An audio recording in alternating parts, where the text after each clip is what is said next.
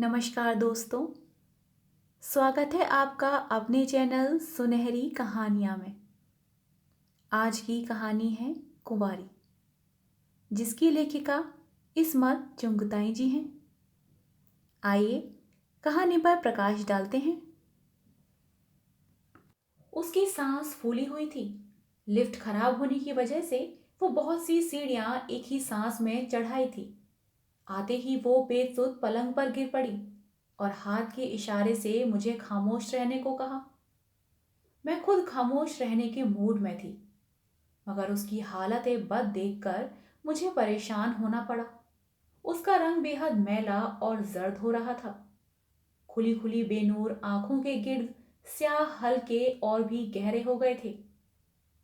मुंह पर मेकअप न था, खासतौर पर लिपस्टिक न होने की वजह से वो बीमार और बूढ़ी लग रही थी। मुझे मालूम हो गया कि मेरे बताए डॉक्टर का इलाज तसल्ली बख्श साबित हुआ। उसका पेट अंदर को धंस गया था और सीना सपाट हो गया था। मुझे मालूम हुआ कि इस कत्ल की मैं भी कुछ जिम्मेदार हूं, मगर मैं डॉक्टर का पता न बताती तो कोई और बता देता। बिन बुलाए मेहमान को एक दिन निकाला तो मिलना ही था। एक मशवरा लेने आई हूं, सांस काबू में आते ही उसने कहा। जुम्मा जुम्मा 8 दिन बीते नहीं और मुर्दार को फिर मशवरों की जरूरत आन पड़ी। मैंने चिढ़कर सोचा, मगर निहायत खंदा पेशानी से कहा, लो, जरूर लो। आजकल बहुत मशवरे मेरे दिमाग में बज बजा रहे हैं। आपा, मैं शादी कर लूं? उसने बड़ी लजाजत से पूछा, गोया अगर मैंने इजाजत ना दी तो कुंवारी अरमान भरी मर जाएगी। मगर तुम्हारा शौहर? मौत आए हरामी पिल्ले को, उसे क्या खबर होगी? ये भी ठीक कहती हो। भला तुम्हारे शौहर को तुम्हारी शादी की क्या खबर होगी? मैंने सोचा। मगर तुम्हारी शादी के चर्चे अखबारों में होंगे, आखिर इतनी बड़ी फिल्म स्टार हो। फिल्म स्टार की दुम में ठेंगा। अल्लाह गवाह है कि मुझे नहीं मालूम कि ये गाली हुई कि नहीं। मदन एक सांस में 3 गालियां बकने की आदी है। मुझे तो इसकी जबान से निकला हुआ हर लफ्ज गाली जैसा सुनाई देता है, मगर ये हकीकत है कि सिवाय चंद आम फहम गालियों के ये किलकारियां मेरे पल्ले नहीं पड़ती। भाई, एक बात मेरी समझ में बिल्कुल नहीं आती। मैंने बात की लगाम एकदम दूसरी सड़क पर मोड़ दी। तुम शादीशुदा हो तो तुम्हारा बच्चा हरामी कैसे हुआ? ओहो आपा, अल्लाह का वास्ता कभी तो समझा करो। कमबख्त शादी तो शबू 2 साल का था तब हुई थी। शबू के बाप से ही ना? मैंने सहम कर पूछा। हम्म, तुम्हें याद तो कुछ रहता नहीं, बताया तो था। वो कमबख्त। अच्छा अच्छा, याद आ गया। वो तुम्हें गृहस्थी का शौक चढ़ाया था। मैंने अपनी कुंद जहनी पर शर्मिंदा होकर कहा। भूसा चर्राया था। माँ के खसम ने धंधा कराना शुरू कर दिया। माँ का खसम रिश्ते में क्या हुआ? ओहो, छोड़ो ना इस नामुराद शादी के तज़किरे को। नई शादी का जिक्र करो। अल्लाह रखे कब कर रही हो? कौन है वो खुश नसीब? सुंदर। और वो कह कहा मार कर कालीन पर लौट गई। एक ही सांस में उसने सब कुछ बता डाला। कब इश्क हुआ, कैसे हुआ, अब किन मदारिस से गुजर रहा है, सुंदर उसका किस तरह दीवाना हो चुका है। किसी फिल्म में किसी दूसरे हीरो के साथ लव सीन करने नहीं देता और वो खुद भी उसे किसी दूसरी हीरोइन के साथ रंग रलियां मनाने नहीं देती। आपा, ये फिल्म वालियां बड़ी छिनाल होती हैं, हर एक से लंगर लड़ाने लगती हैं। उसने ऐसे भोलेपन से कहा जैसे वो खुद बड़ी पारसा है। आपा, कोई चटपटी सी कहानी लिखो, हम दोनों उसमें मुफ्त काम करेंगे, मजा आ जाएगा। उसने चटकारा लिया। सेंसर सब काट देगा। सेंसर की? उसने मोटी सी गाली सेंसर की कैंची पर दागी। शादी के बाद काम थोड़ी करूंगी। सुंदर कहता है अपनी दुल्हन को काम नहीं कराऊंगा। चंबूर में बंगला ले लेंगे। ख्वाबों के झूले में पींगे लेते हुए कहा। और एक दफा तो मुझे यकीन भी हो गया कि उसकी दुनिया बस जाएगी। चंबूर बंगले में वो बेगम बनी बैठी होगी बच्चे उसे चारों तरफ से घेरे होंगे। अम्मा खाना, वो चिल्लाएंगे। ए हैं, जरा सब्र करो, आलू तो गल जाने दो। वो कफकीर से उन्हें मारेगी। तब बच्चों का बाप मुस्कुराएगा। बेगम क्यों मारती हो, अभी बच्चे हैं। बस एक लौंडा हो जाए, फिर साले को शादी करनी पड़ेगी। तो क्या अभी शादी नहीं हुई? ख्वाबों की बस्ती से लौटकर मैंने पूछा। मेरा दिल बैठ गया, जैसे मेरी अपनी कुमारी की बारात दरवाजे से लौट गई। नहीं आपा, हरामजादा है बड़ा चालाक, न जाने क्या करता है। वो देर तक सुंदर को फंसाने की तरकीबें पूछती रही। न जाने क्यों ये बात उसके दिल में बैठ गई कि अगर बच्चा हो गया तो सुंदर के पैर में बेड़ियां पड़ जाएंगी। और फिर भी उसने शादी न की तो करेगा कैसे नहीं? उसका तो बाप भी करेगा। खैर, बाप का जिक्र फिजूल है, वो मर भी चुका है। हरामजादे की छाती पर चढ़कर खून न पी जाऊंगी? शबू के बाप की छाती पर चढ़ के क्यों न पी गई? जब मेरी उम्र ही क्या थी, उल्टी चोर सी बनी बैठ गई। बस तुम कोई ऐसी तरकीब बताओ कि साले की एक ना चले। और जो तरकीबें वो मुझसे पूछ रही थी, उनसे मुझे वहशत हो रही थी। मदन कई बार सुंदर को लेकर मेरे यहाँ आई। सुंदर अपने नाम की तरह हसीन और नौउम्र था। मदन से किसी तरह बड़ा ना मालूम होता था। नया नया कॉलेज से आया तो भूखे बंगाली की तरह चौमुखे इश्क लड़ाने शुरू कर दिए। इसी छीन झपट में मदन उसे उड़ा लाई। अच्छे घराने का कह कहा बाज और बातूनी लड़का पहली ही दफा घर में ऐसे बेतकल्लुक हो गया जैसे बरसों से आता जाता हो। उसे देखकर ये अंदाज लगाना मुश्किल न था कि क्यों उसे मदन दिल दे बैठी। उसकी सोहबत में एक लम्हा भी उदास नहीं गुजरता था। मदन जैसी पिटी पिटाई गम नसीब लड़की के लिए जरा सी नरमी भी छलका देने को काफी थी। वो सुंदर के हर जुमले पर बेतहाशा कह लगाती। वो बात पर नहीं, उसके चेहरे के उतार चढ़ाव पर, लबों की जुम्बिश पर मशहूर होकर खिलखिला पड़ती। मुसर्रत की उछलती कूदती मौजें उसे झकोल डालती। सुंदर के लब हिलते और वो कह कहा मारती। पानी पीती होती तो उच्छू लग जाता। खाना खाती होती तो मुंह का निवाला सामने बैठे वाले के ऊपर छिड़क देती। वे दोनों न जाने अपना घर छोड़कर मेरे ही यहाँ कुलेलें करने क्यों आ जाते थे। बच्चों जैसी शरारतें करते, कला बाजारियां करते, कभी रूठते कभी मनाते। उन्हें देखकर मुझे बकरी के दो खिलंदड़े बच्चे याद आ जाते जो पराए खेत में फुदकने आ जाते। क्या दंदनाता हुआ इश्क था दोनों का। बेपरों के हवा में उड़े जाते थे। जंगली हिरनियों जैसी चोकड़ियां भरते हुए प्यार ने मदन की काया पलट कर दी। वो एकदम बेहद हसीन हो गई थी। जिल्द के नीचे दिए रोशन हो गए।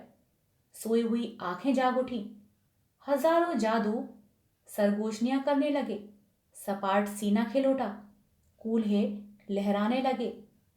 सुंदर से कुश्तियां लड़ लड़कर वो फुर्तीली बन गई। सुंदर की और मदन की जोड़ी बन गई।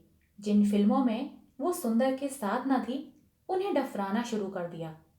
सेट से बड़े मार्के के सीन मेकअप रूम में होने लगे। वो फिल्में जो आधी हो गई थी, चिथड़ी हो गई। मदन ने पहली बार किसी नौजवान को दिल दिया था। सब कुछ भूलकर वो उसी में डूब गई। सुंदर उसके बड़े लाड़ सहता, उसके छिछोर पर हंसता, उसके उजड़े हुए घर में जान डाल देता। नानी को अम्मा अम्मा कहकर मस्का लगाता। खाला से बैठकर गप्पे मारता। भाई को विस्की पिलाता।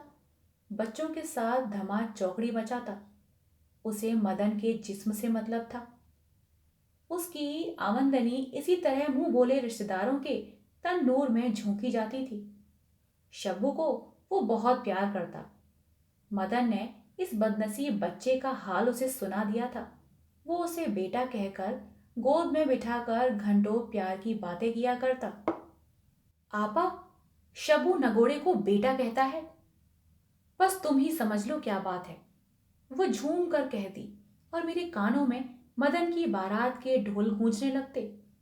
देखने में सुंदर, कैसा ओबाली सा था, मगर बच्चों के मामले में उसका रवैया हैरत अंगेज था। आते ही बच्चे उसे मक्खियों की तरह घेर लेते। उसकी जेबें क्या थीं? उमर अय्यार की जंबील थीं। रंगीन पेंसिलें, पटाखों की डिब्बियां, कागज पर उतारने की तस्वीरें, चॉकलेट, मीठी गोलियां, न जाने क्या इल्ला बिल्ला निकाल कर बांटने लगता। एक दिन बच्ची ने मेरी सेंट की शीशी तोड़ दी। मैंने उसे मारना चाहा तो मेरे हाथों से उसे झटक कर ले गया। आप मारेंगी तो मैं इसे अपने घर ले जाऊंगा। और वो उसे कंधे पर बिठाकर बोला, इसने मेरी शीशी तोड़ी है, जरूर मारूंगी। हाथ तोड़ दिए जाएंगे मारने वाले के। ये लीजिए अपनी शीशी। उसने जेब से एक नई मुंहबंद वैसी ही शीशी निकाल दी। मगर इन्हें पूरी शीशी नहीं देंगे? आधी थी तो आधी मिलेगी। उसने शीशी खोलकर खूब बच्चों के बिसांदे कपड़े और मैली हथेलियों पर छिड़क दी। आधी रह गई तो मेरे सामने डाल दी। जब वो बच्चों को बटोर कर दूसरे कमरे में चला गया तो मदन ने रोकर मेरे शाने पर सर डाल दिया। आपा, ऐसे ऊट पटांग आदमी के साथ कोई प्यार कैसे ना करे। और फिर मदन की जिंदगी ने एक नया झटका खाया। सुंदर के घर से तार आया कि मां सख्त बीमार हैं, फौरन आ जाओ। मदन साथ जाने के लिए मचल गई। उसने अपने तरकश के सारे तीर इस्तेमाल कर दिए। शाम से ही उसके लिए विस्की की बोतल लेकर पहुंची। उसे धुत कर दिया। बड़े नाजुक लम्हों में साथ ले जाने की कस्में दी, मगर सुंदर टस से मस ना हुआ। वो सारी रात जागती रही, ना सोई न सोने दिया। मगर सुबह होते ही परिंदा सारी तितलियां झटक कर उड़ गया। एंड्रोसोम से सीधी मेरे ऊपर नाजिल हुई। मुझे इस किस्म के मरियल आशिकों से बड़ी कोफ्त होती है, मगर उसे यूं तबाह हाल देखकर मेरा जी पसीज गया। जैसे बरसों की बीमार, एक ही रात में आंखों के गिर्द स्याह हल्के, मुंह पर फटकार। उसे ये क्या हो गया है? मैं देर तक सोचती रही। मैं क्यों इस कमबख्त के बारे में सोचूं? दुनिया में कितने बड़े बड़े मसले हैं जिनमें जी उलझा हुआ है, फिर आखिर मैं इसका ख्याल क्यों करती हूँ? मैं ये सब क्यों लिख रही हूँ? मदन इस लायक नहीं। मुझे अपना जी हल्का करने के लिए ही सही इस बोझ को बांटना होगा। कितने दिन से जब मैं कलम उठाती हूँ, मदन का ख्याल मुझसे आकर कहता है, मैं जिंदा हूं, मेरे सीने में दिल धड़क रहा है, मेरी रगों में खून दौड़ रहा है। राय दो, मुझे बताओ, मैं क्यों हूं और कब तक रहूंगी? अच्छा है, मेरा कलम एक बार मदन को उगल दे, फिर मित्रियां आनी बंद हो जाएंगी। आपा, एक तार लिख दो। उसने थोड़ी देर सूखी सूखी आहें भरकर कहा। कैसा तार? कम सून डाइन, यानी जल्दी आओ, मर रही हूं। मगर अभी तो वो पहुंचा भी ना होगा। मैंने टालना चाहा, फिर जान को आ गई तो लिख दिया। डाइंग ना लिखा। शाम को हांफती कांपती आई, बड़ी शर्माती हुई तकिए में मुंह छुपाकर हंसने लगी। मैंने कहा, खैरियत? तार लिख दो। सुबह तो लिखा था। सुबह मुझ नसीबो जली को कहाँ मालूम था।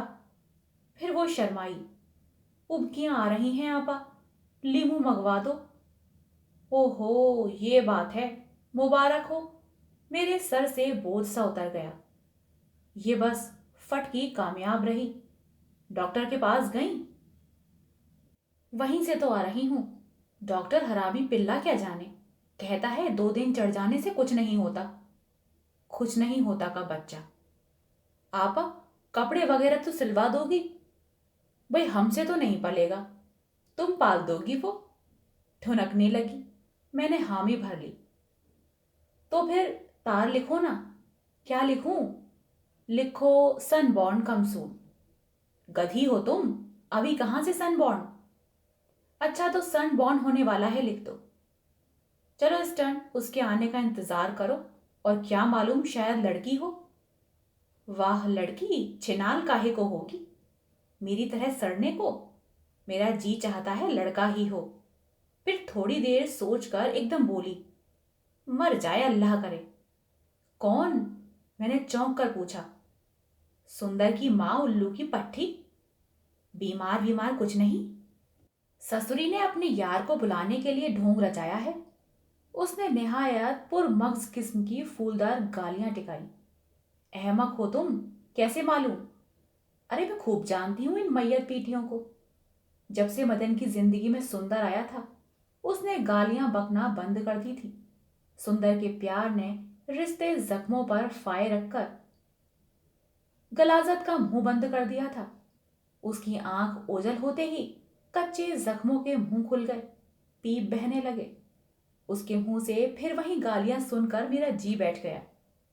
मारे गुस्से के रिन पटाखों की लड़ी बन गई। उसका ताल्लुक है? किसका? उसकी अम्मा बहनिया का। सच्ची आपा, बहुत सी औरतें ऐसी होती हैं बचपन ही। लानत हो तुम्हारी जबान पर। अल्लाह कसम आपा, हमारे पड़ोस में एक बीबी रहती थी अपने सगे भाई से। मैंने उसे रोक दिया। लीला, तफसीलों में ना जाओ। मेरा कलम पेट का बड़ा हल्का है। कल कला को मुंह से बात निकाल बैठा तो लोग मुझे उल्हाना देंगे। दूसरे दिन मातम कुना फिर टूट पड़ी। कल जैसे डॉक्टर का कहना ही ठीक निकला। दिन चढ़ गए थे सो उतर गए। साथ साथ मदन की कमान भी उतर गई। ऐसे बिलख बिलख कर रोई जैसे जवान बेटा जाता रहा हो। ये औरत है या लतीफा? कल जिस बला के खौफ से बौखलाई फिर रही थी, आज उस बला की आरजू में जान दिए देती है। लगी मुझसे तरकीबें पूछने, भला मेरे पास कोई जादू की छड़ी है जो चूहे को घोड़ा बना दूं? डॉक्टर ने कुछ इशारा तो किया था कि आइंदा ऐसी मुसीबत से पाला नहीं पड़ेगा। मैं उसे बावजूद कोशिश के न बता सकी कि सुंदर को फांसने वाली चाल के पैर मफलूज हो चुके हैं। सुबह शाम मदन ने तारों की डाक बिठा दी। काम पर उसने लात मार दी। एक प्रोड्यूसर ने कोर्ट में ले जाने की धमकी दी तो वो नाक पर ढेर सा मरहम थोप कर पड़ गई। मैं भी मरहम की मिकदार देखकर हिल गई। गई नाक, मैंने सोचा। मगर जब प्रोड्यूसर चला गया तो मजे से नाक पोंछकर हंसने लगी। मगर मुझे बेवकूफ क्यों बनाया तुमने? मैंने चिढ़कर कहा और चली गई। अखबारों में इस कांड की खबरें छपने लगी। मदन ने जरा शर्मा कर तस्दीक कर दी। मैंने पूछा, ये क्यों? सुअर को पता चलेगा तो बहुत कोड़ेगा। मैं कह दूंगी। मैं समझी तुम छोड़कर चले गए। बदनामी के डर से गोलियां खा ली। मर्द बच्चा है, कुछ तो दिल को ठेस लगेगी। एक दिन हवास भागता रोती हुई आई। तुमने मुझे जाने नहीं दिया। ये देखो, वो अखबार जिसमें सुंदर की मंगनी की खबर थी, दिखाकर लड़ने लगी। चे खुश, मैंने कब मना किया? मैंने जल कर कहा, जाओ मेरी बला से जहन्नुम में। और वो शाम को हवाई जहाज से जहन्नुम की तरफ मुड़ गई। 11 बजे रात को जब वो सुंदर के घर पहुंची तो घर में सिवाय बूढ़े दादा और तोते के कोई न था। सबके सब सुंदर की कोई फिल्म देखने गए थे। सुंदर के दादा फिल्म लाइन के वैसे ही खिलाफ थे। उन्हें मालूम था कि इन फिल्म वालों की चाल चलन कुछ यूं ही वर्क से होते हैं, फूंक मारी और गायब। आंखें फाड़ कर वो मदन को घूरने लगे। मदन मुंबई से गर्म कपड़े भी लेकर नहीं गई थी। भूख अलग लग रही थी। 12 बजे के बाद सुंदर बहन भाइयों की टोली में हंसता कह कह लगाता आया तो मदन रो पड़ी। क्या वो भी कभी यूं खानदान में घुल मिलकर उनकी अपनी बन सकेगी? उसके भी देवर जेठ होंगे, नंदे और देवरानियां होंगी। बहू, लड़का रो रहा है, भूखा है, सास कहेगी। उसने पक्का इरादा कर लिया, वो अपनी सास से कभी नहीं लड़ेगी। ननदों की खूब खातिर करेगी, दादा का हुक्म भरेगी और तोते को भीगे चने खिलाएगी। सुंदर को देखकर उसका जी चाहा कि दौड़कर उसके चौड़े चकले सीने से लिपट जाए और उसे मुट्ठियों से कूट डाले। उसके भूरे घने बालों में उंगलियां डालकर नोच डाले। मगर सास ननदों की शर्म ने उसके पैर थाम लिए। उसे देखकर सुंदर के हल्क में कह कहा लोहे का गोला बनकर अटक गया। माँ बहनों के सामने अपनी दास्ता के वजूद से शर्म के मारे पानी पानी हो गया। मंसूई खुश मिजाजी से बोला, अरे आपके बच्चे। मदन ने दांत पीसे मगर सुंदर की घबराहट पर तरस खा गई। जौहरी से कुछ जेवर बनवाए थे। चांदनी कुंदन का काम दिल्ली जैसी मुंबई में नहीं होता। सोचा दिल्ली की सैर भी हो जाएगी और जेवर भी देख लूंगी सुंदर। मदन की आला एक्टिंग का कायल था, आज तो लोहा मान गया। जब उसको सुंदर की बहनों के कमरे में सुलाया गया तो वो बमुश्किल गालियों की जंजीर को निगल सकी जो उसके हल्क में उलझने लगी। खैर, जब सब सो जाएंगे तो सुंदर उसके पास आएगा। सब सो गए और वो सुंदर के पैरों की चाप के इंतजार में पड़ी रही। उसका जिस्म सुंदर में जज्ब होने के लिए तरस रहा था। रास्ते भर कैसे कैसे ख्वाबों के जाल बुनती आई थी।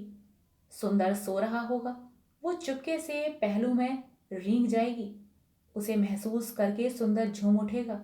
पहले तो खूब तरसाएगी, खूब रूठेगी, फिर दोनों मान जाएंगे। सारी कसक, सारी दूरी मिट जाएगी। सारे रास्ते वो इसी हादसे को दिल में दोहराकर चटकारे लेते आई थी।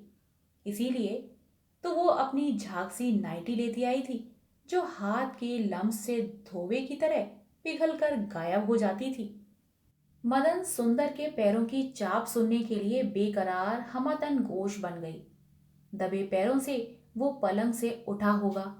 उसने मंजरनामा तामीर करना शुरू कर दिया। उसकी तरफ खींचा चला आ रहा होगा। 1 2 3 4 5। उसने अंदाज से वो सारे कदम गिन डाले जो उसके और सुंदर के दरमियान हायल थे। गिनते गिनते वो थक गई, मगर वो 1000 मील पर होता तो भी अब तक पहुंच चुका होता। वो रोहासी हो गई। एहसास के तनाव से कनपटियां भीगी चमड़े की तरह करने लगी। शायद सुंदर के भाई जाग रहे होंगे और वो उनकी मौत की दुआएं मांगने लगी। सुंदर की गलगोथा सी भोली भाली बहनें क्या मीठी नींद सो रही थीं। उनके ख्वाब कितने सुहाने थे।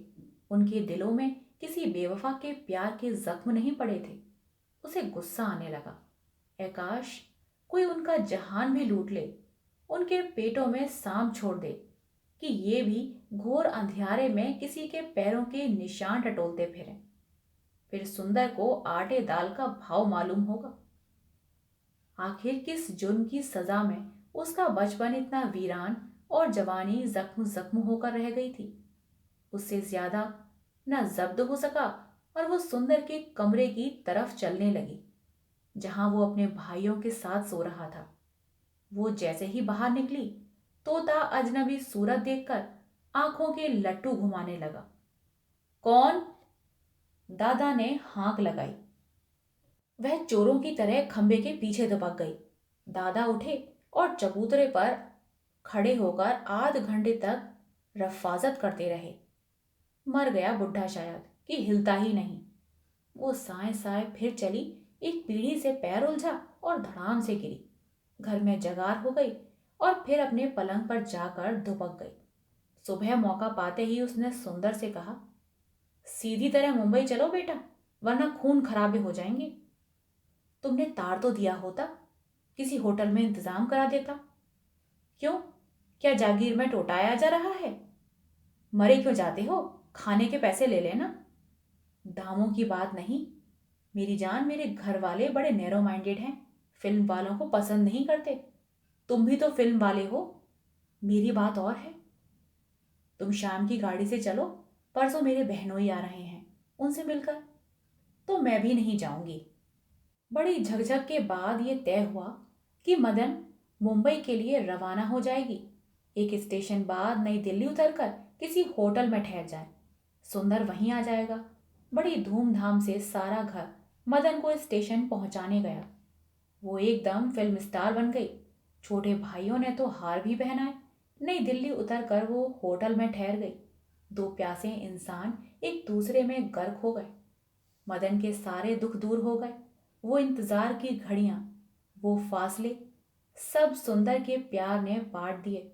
मगर बावजूद खुशामद के सुंदर रात गुजारने पर राजी ना हुआ। मेरी माँ मेरे बगैर रात भर बिना खाए बैठी रहेगी।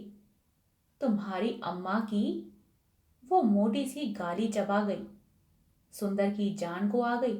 उसके कपड़े छुपा दिए, उसके जूते गोद में दबाकर बैठ गई। 10 मर्तबे दरवाजे से बारहा खुदा हाफिज कहने को बुलाया, मगर जाने वालों को रोक ना सकी। वो उसे सूनी अजनबी बिस्तर पर सिसकियां भरता छोड़कर चला गया। दूसरे दिन सुंदर हस्बे वायदा आ गया। मदन ने पूरा बक्स बियर की बोतलों का बर्फ में लगा के रखा था। आतिशदान में धीमी धीमी आंच उठ रही थी। मदन की नाइटी पिघल रही थी। सुंदर बियर पीता रहा और वो उसकी आगोश में बिखरती रही। काश कोई वक्त की लगामें पकड़ के रोक लेता। ये लम्हा यूं ही फिजा में मुअल्लिक हो जाते और इसी तरह सुंदर के तहलील हो जाती। दूरी का सवाल मिट जाता। वो पीते रहे, सोते रहे, फिर जाग उठे और फिर सो गए। शाम को दोनों नन्हे बच्चों की तरह टब में चुल्हे करते रहे। बाहर की दुनिया उनके लिए खत्म हो चुकी थी। गीले बदन आतिशदान के पास दो जानू होकर उन्होंने अपनी दुनिया पाली थी। दिन भर की बियर का नशा फीका पड़ने से पहले विस्की का रंग चढ़ने लगा। मदन किसी न किसी बहाने सुंदर को लगाए रखना चाहती थी, मगर उसका बस चलता तो वो उसकी मम्मी बनकर तकिए पर सुला देती और फिर उसके मुंह पर मुंह रखकर अब्दी नींद सो जाती। बस न था जो सारी दुनिया से छीन कर अपने दिल के किसी कोने में कैद कर दे और ऐसे जबरदस्त ताला डाले कि सिर पटके ना खुले। मगर बियर न विस्की सुंदर के जाते कदम डगमगा ना सके। मदन पर भूत सवार हो गया। सुंदर ने हस्बे मामूल उसकी ठुकराई शुरू की। इतनी जोर से उसकी पसली में लात मारी कि आंखें निकल पड़े। घबराकर उसने फिर से उसे बाहों में समेट लिया। बस यही अदा तो मदन के मन को भा गई थी। उसे यूं बिखेरने और समेटने में ही लुत्फ आने लगा। उस चार चोटों की मारे ही लज्जत मिलने वाली थी। मदन तो चाहती थी कि वो उसे इतना मारे कि हड्डियां चकनाचूर हो जाएं। तब वो उसे छोड़कर ना जा सकेगा। मगर खानदान वालों की दहशत मदन के प्यार से ज्यादा मुहीब साबित हुई और वो चला गया। और मदन सुबह तक आहें भरती रही, तड़पती रही। काश वो लंगड़ा, गूंगा और अपाहिज होता। उसके सब जानने वाले उसे भूल जाते और वो सिर्फ उसी का होकर रह जाता। मुंबई में सुंदर को एक मर्तबा बुखार आया था। दुनिया को लात मारकर वो उसकी पट्टी से लगकर बैठी रही। ना उसके घर खबर की, ना मिलने जुलने वालों को आने दिया। बैठी जिस्म से लगकर सो रही।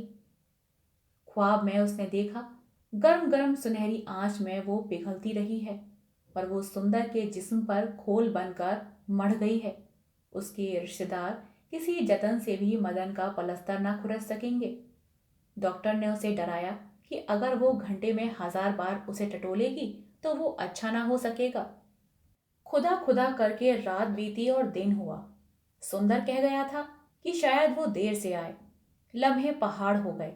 दीवानी बिल्ली की तरह वो होटल में चक्कर काटती रही, फिर तांगा लेकर शहर की खाक छान डाली। 2 जोड़े लाई थी जो चीकट हो गए थे। उसकी उजाड़ सूरत पर किसी को फिल्म स्टार होने का गुमान भी न था। एक सिनेमा हॉल पर ठट लगे हुए थे। वहां मदन की हिट फिल्म चल रही थी। उसका जी चाहा तांगे पर खड़ी होकर दुपट्टा हवा में लहराकर वही गीत गाने लगे जिसे लोग सुनने के लिए 10-10 मर्तबा जाते थे। मगर उसने टाल दिया। गाने की आवाज तो लता जी की थी। उसकी अपनी आवाज तो रात भर की जगार से फटा बांस हो रही थी। करोड़ों के दिल की मल्लिका, ख्वाबों की रानी के भरे शहर में सुनसान दिल लिए तन्हा वहशियों की तरह जब चक्कर काटते काटते पैर शल हो गए तो वो कुएं जाना की तरफ चल दी। मगर वहां जाकर मालूम हुआ सारा खानदान अमृतसर गया हुआ है। मंगनी की खबर सच ही निकली। सर झार झंकार वो सीधी स्टेशन से मेरे यहाँ चढ़ दौड़ी। न जाने के दिन से नहाई न दांत माजे। इतनी बदसूरत फिल्मी स्टार तो मैंने पहले कभी नहीं देखी थी। मैंने मदन से बहुत कहा, नहा डालो, कुछ खा लो। अब तो उस सुंदर हरामजादे की भित्ती ही खाऊंगी। बताओ आपा, क्या करूं? इस कमीने ने मुझे खराब किया और अब ब्याह रचा रहा है। अब बनो मत, तुम पहले से ही खराब थी, मैंने जल कर कह दिया। आपा, तुम भी अब कह रही हो? तुम तो बड़ी रोशन ख्याल हो। जी चाहा इसी के लहजे में कह दूं। रोशन ख्याल की दुम भला, इससे ज्यादा रोशन ख्याली और क्या कर सकती हूँ कि तुम्हारी इस नामुराद जिंदगी का इल्जाम तुम्हारी महरूमियों और अमिट तन्हाई के सिर थोप दूं? क्या मैं तुम्हारी बीती हुई जिंदगी के कदम पलटकर नई राह पर डाल सकती हूँ? क्या ये जबरदस्ती हल्क में उतारा हुआ जहर जो तुम्हारी रगों में जब्त हो गया है, निचोड़ कर निथार सकती हूँ कि तुम अलग और जहर अलग? नहीं, ये जहर तो अब गिरफ्त से बाहर हो चुका है। तुम नहीं जानती आपा, उसे ठंडी सांस भर के कहा। और मैंने सोचा, बेशक मैं नहीं जानती। तुम जानती हो कि वो जिंदगी इंसान को क्या बना देती है, जहां ना माँ बाप का प्यार, ना भाइयों के प्यार भरे घूंसे, ना बहनों की मीठी मीठी चुटकियां। तुम थूहड़ का पौधा हो, ना फूल ना फल। सुंदर से मिलने की हर कोशिश नाकाम साबित हुई। जिन फिल्मों में वो काम कर रहे थे वो एक दूसरे की गैर मौजूदगी में बनने लगी। एक दिन न जाने कैसे सुंदर के फ्लैट में घुस गई। वो पिछले दरवाजे से निकल भागा। मारे गुस्से के मदन दीवानी हो गई। उसने फाटक पर उसे गिरबान से जा पकड़ा। खून कर दूंगी हरामजादे, वो घुर्राई। वो भीगी बिल्ली बना उसके साथ कमरे में चला आया। क्या चाहती हो? उसने बजाय मारने पीटने के नरमी से कहा। काश वो मारता पीटता तो ये गैरत की दीवार टूट जाती। वो उसे मार कर समेट तो लेता, मगर नहीं, वो मारना भी अपनी हतक समझ रहा था। मुझे नौकर समझ कर रख लो, तुम्हारी माँ के पैर धोकर पीऊंगी। सुंदर, उन्हें पलंग पर बिठाकर राज कराऊंगी। तुम्हारे नौकर कितना पैसा चुराते हैं, मैं तुम्हारी नौकर बनकर रहूंगी। मगर वो हकसाया। सच्ची बात तो ये है भाई, मैं शादी के चक्कर में पड़ना नहीं चाहता। मगर मदन समझ गई कि ऊंचे घराने का पूत एक बेसवा से बदतर औरत को कैसे ब्याह सकता है।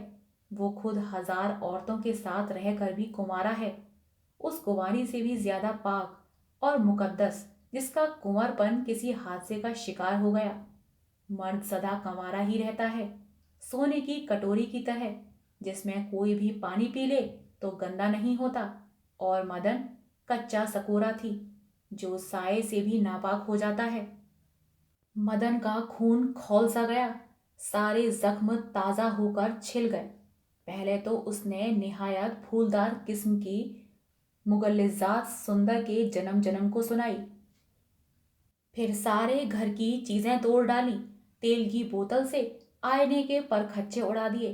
अलमारी से गिलास और बर्तन निकाल कर छनाछन बजा दिए। नए सूटकेस निकाल कर ब्लेड से धज्जियां उड़ा दी। स्वेटर, मफलर, मोजे, बनियान दांतों से खसोट डाले। सारे शीशे टेनिस के रैकेट से फोड़ डाले। नए कीमती जूतों की कतार की चाकू से बोटियां उड़ा दी। दीवारों से फ्रेम उतार कर जूतों से कूटे। फिर सुंदर की मैली कमीज में मुंह डालकर रोने लगी। सुंदर खामोश सब कुछ देखता रहा। जब मदन ने मुंह से मैली खमीज हटाई तो वो जा चुका था। मदन ने फिर मेरे घर पर चढ़ाई की। घंटों मुझसे सुंदर को कत्ल करने की तरकीबें पूछती रही। वो उसे चट से नहीं मारना चाहती थी, रंझा कर मारना चाहती थी कि सारी उम्र सिसके इसी तरह नामर्द कर दूं सुअर के बच्चे को। मुझे ऐसी कोई तरकीब नहीं मालूम, मैंने चिढ़कर कहा। उसकी आंखों में तेजाब डाल दूं, सारी उम्र को अंधा हो जाएगा। मगर ना सुंदर नामर्द हुआ, ना अंधा। महीने भर के अंदर वो कोमल सी बहू ब्याह लाया, अछूती कुंवारी, जिसे फरिश्ते ने भी हाथ ना लगाया था। महीनों दूल्हा दुल्हन की फिल्म इंडस्ट्री में दावतें होती रहीं। अगर सदमे में मदन खुदकुशी कर लेती या घुल घुल कर मर जाती तो मेरी कहानी का कितने सलीके से खात्मा होता और फिर मैं लिखते वक्त जिल्लत महसूस न करती। मगर वो पैंदे में सीसा लगे हुए खिलौने की तरह लोट पोट कर खड़ी हो गई, ऐसी कि एक दावत में वो एक पस्त कद नए लड़के के साथ वहीं अपने अंजलि खुरदरे कह कहे लगा रही थी। वो लतीफे छोड़ रहा था, मदन को अच्छे लग रहे थे और मुंह के निवाले वो पास खड़े होने वालों पर छिड़क रही थी। सुंदर भी इसी मेज पर अपनी शर्मीली दुल्हन को खस्ता समोसे खिला रहा था। मुझे देखते ही मदन ने मेरे कान में फुसफुसाया, आपा, क्या राय है, शादी कर लूं? किससे? मैंने उत्सुकता से पूछा। दर्शन से।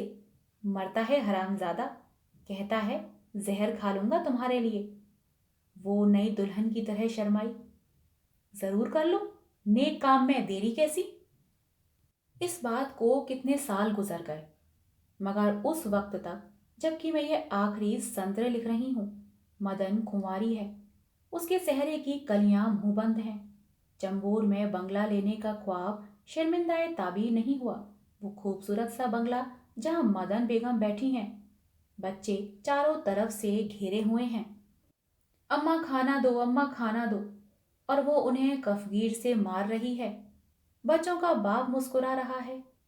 मारती क्यों हो बेगम, बच्चे हैं। आप सुन रहे थे कहानी कुंवारी। आशा करती हूँ आपको यह कहानी पसंद आई हो। कहानी पसंद आई हो तो कृपया कहानी को लाइक और चैनल को सब्सक्राइब करिएगा। मिलते हैं एक नई कहानी के साथ, तब तक के लिए धन्यवाद।